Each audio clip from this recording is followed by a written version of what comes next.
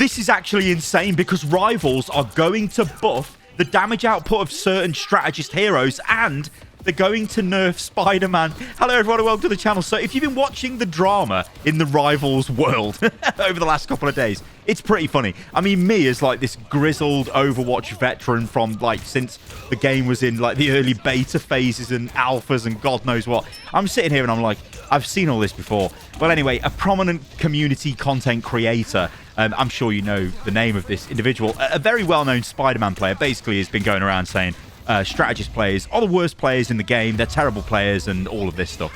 And it's kind of interesting because the timing of this sort of leans into the issues we've been seeing on the competitive ladder in ranked gameplay with strategists. Namely, if you play a strategist and you're not basically playing Invisible Woman, or Cloak and Dagger, I guess, to some extent, it's very hard to actually gain a lot of points when you win because everything is performance-based now. And the way this system works out is, well, it's kind of hard for supports to gain a lot of points, and also they lose a lot of points when they lose. So it's much harder for support players to lose less points than it is, say, for, well, duelist players who, you know, in my recent video, actually, I was showing you my Human Torch progression. I think I gained about 36 points in that game for doing a ton of damage and eliminations, but there's been games where I lose and I only lose like 11 points, whereas with my strategist I can lose like 20, 25. It feels doubly punishing. So supports are in a bad place at the moment.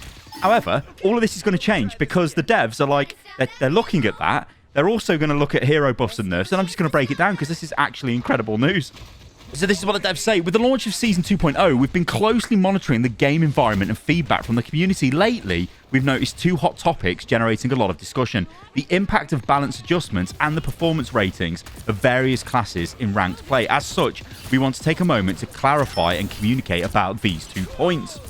Season changes and mid-season balance adjustments. In previous seasons, the focus was on key abilities and energy management for ultimate abilities, resulting in more stable combat pace. However, Season 2.0 shifts the spotlight to coordinated attacks and focused targets, along with the necessary collective protective strategies and counterattacks, which has led to more intense combat rhythm. That's a very convoluted way of saying dive meta. Again, if you've played Overwatch, you've seen these stories before. Anyway, I digress. In this fierce environment, strategists face increased pressure, needing to monitor teammates' health closely while carefully using their key abilities and being mindful of their positioning on the map.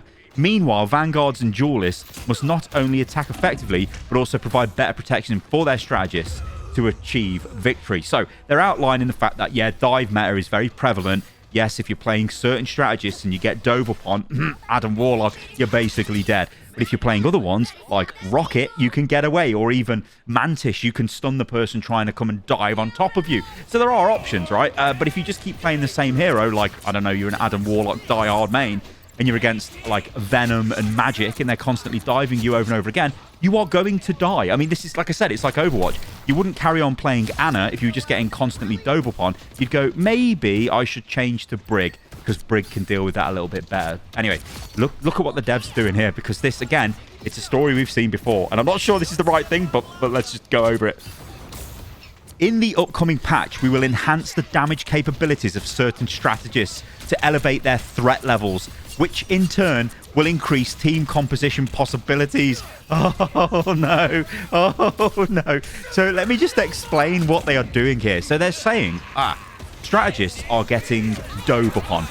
They can't deal with this very well, so we're going to give them extra damage. Now this, depending on how much extra damage they give the strategists, could be absolutely insane, because you're not always going to get dove upon. You might be against a different team comp, and then what? You're just some insane strategist pumping out loads of damage. Like, I'm thinking like Luna Snow and Mantis here. Are they just going to be like pumping so much damage it's going to be actually bonkers? Or they, for some reason, make Rocket do an incredible amount of damage, and then he's also got his mobility, his healing, his damage.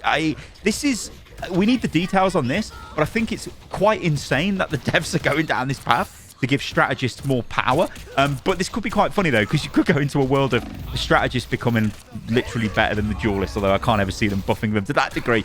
But what do you guys think about this? Let me know in the comments below. Like, I like playing Strategist. The only reason I haven't really been playing Strategist recently is, well, mainly because I wanted to try a bit more duelist, and I have been enjoying Human Torch, but also the fact that you lose a lot of points, basically. The calibration system isn't sort of working correctly, but they are going to address that, and I'm going to get onto that in a video in a second. But yeah, I don't know. This just seems like they're trying to facilitate people who just want to play the same hero over and over again, instead of thinking, maybe I should swap my hero because this situation doesn't work for the hero I've got. I mean, again, a really simple example of this is if I'm playing Strategist and we've got a flying hero, and let's say I've locked in as, I don't know, let's say, I was going to say Mantis, but Mantis still works okay with flying heroes when it comes to healing. Let's say Rocket, right? So I've locked in as Rocket, and the other support is Cloak and Dagger, right? So we don't have like the mass range healing, or maybe the other support is Invisible Woman. So we don't have like long range healing, but I've got a flyer on my team, maybe an Iron Man or a Human Torch or a Storm.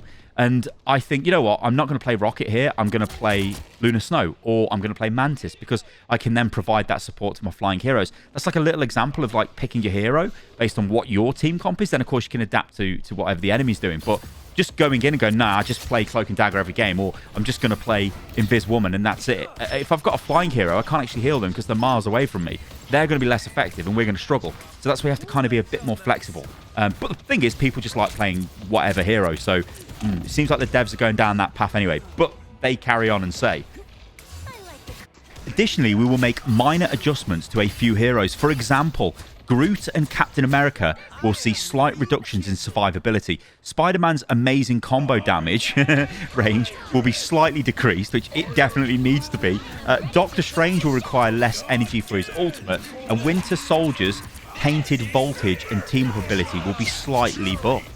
Since it's a mid-season balance adjustment, we aim to be cautious, keeping changes minimal to enhance the experience of certain heroes without drastically altering the overall meta. As we move into Season 2.5, with Ultron's arrival and new team-up ability adjustments, we'll consider broader, more comprehensive balance changes. So, yeah, they kind of glossed over a bunch of changes there, but I think the one to take out of that is the Spider-Man change. I mean, his amazing combo has got stupid range on it and does need to be brought in, so he is getting nerfed. So it's going to make him...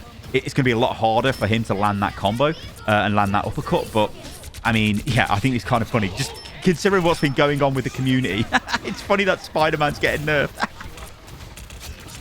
Okay, competitive performance points. So this is a huge issue, like a massive issue. This is what they say. In each match, hero performance rating is calculated based on the average key combat data for that hero at the player's current rank. The more a hero's key combat data exceeds the baseline for their rank during the match, the better their performance rating, and vice versa for poor performance. Of course, these stats are adjusted based on hero usage time to ensure they aren't skewed by playtime. If a player uses multiple heroes in a match, performance rating will be weighted according to their usage time. We've noticed that, compared to previous seasons, a small number of duelists have a slight advantage in performance ratings in Season 2.0, while some vanguards and strategists face a slight disadvantage. However, most heroes remain balanced. In the upcoming patch, we will optimize the performance rating calculations based on the latest data to ensure fairness across all heroes. Balancing the game and rank adjustments is a challenging endeavor, and we can't guarantee perfection 100% of the time. However, we remain humble and attentive, striving to address issues promptly and enhance your experience. Stay tuned for official patch announcements for more updates. Thank you for your support and patience.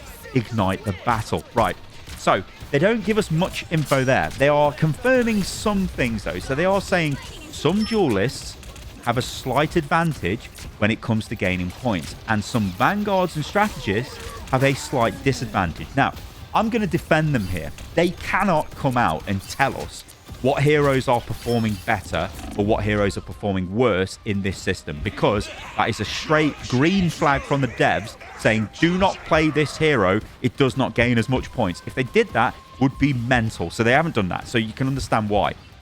However, they are acknowledging it is happening. So we're not losing our mind. It is happening. Some heroes are losing a ton more rating when they lose a game compared to other heroes when they lose a similar game with a similar style of performance, let's say. Now, the other thing is, how is all of this being calculated? Again, they're not giving us specific details here, and they can't, because if they do, the problem will be you will game the system. So if they said Yeah, well, Strategists, all it's about is healing. You will do things to pad your healing, which means maybe you just stay glued onto your tanks all game instead of healing people who might need clutch healing, which only might be a small amount of healing, but might keep them in the fight because maybe they're a flank DPS or whatever. So again, you can understand why they're not giving us the details. But the big takeaway here is they're acknowledging there is a problem with some heroes. This probably means they're going to look at this and going to sort it out. I hope that that's what it means. And then they go from there. So we're not losing our minds, and it actually has been happening in ranked where the adjustments have kind of been all over the place. So this is quite interesting to me, all of this. This is a case of they are... I thought they would have reacted a little bit faster to the situation I think strategists have found themselves in, especially with competitive points. But it is nice to see there is a reaction taking place.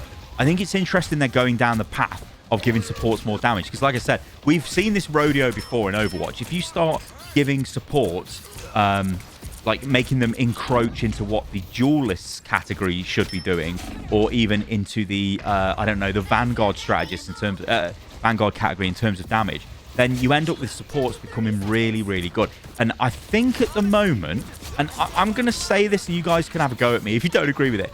If I was to say what is the most difficult role, it is hard to answer that. And what is the easiest role? Because it depends on what you're playing against a lot of the time.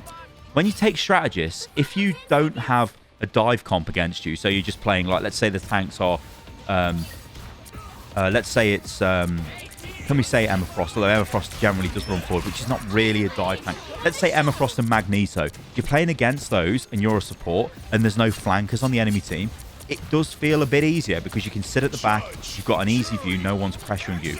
But on the flip side of that, if you're playing Strategist and you're against Venom, or you're against Spider-Man, or you're against Magic, you know, insert any flanker here, Psylocke, you could be in, or like, why have I forgot his name? Legendary Man.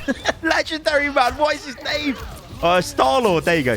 Then you could be in for a bad time, right? Because you're going to have to deal with healing your team and staying alive. And what the devs seem to be saying here, we're going to give you more damage. So in those games where you're going to get harassed, you're going to be able to attack them back and have a better chance of killing them. But my worry is when you're in the games where they're not there, then you're just flat out buff because you can just do more damage. Again, we need to see what the details are here for what heroes are getting changed. But it kind of feels like this is a sweeping change for all of them. Anyway, let me know what you think about this in the comments below, guys. And if you enjoyed the video, then do like the video, subscribe to the channel, and you can follow me on everything, which is at Stylosa, and I'll catch you lovely lot on the next video. What did I call him? The Legendary Man. Oh, dear. Goodbye.